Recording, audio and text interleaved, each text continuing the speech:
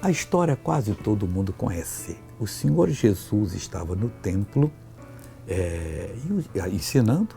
Aí vieram os fariseus trazendo uma mulher pega em flagrante adultério, jogaram lá: Senhor, a nossa lei manda que apedrejamos. Jesus escrevia no templo e reclamaram de novo: você não vai fazer nada?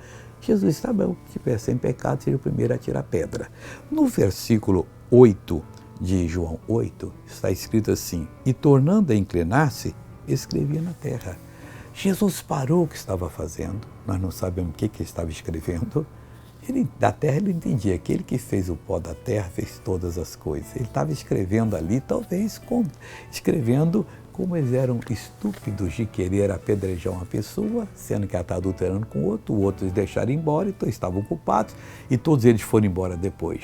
Olha, quando você fala uma coisa que não tem sentido, Jesus não vai dar atenção a você, ou então você vai receber uma grande repreensão.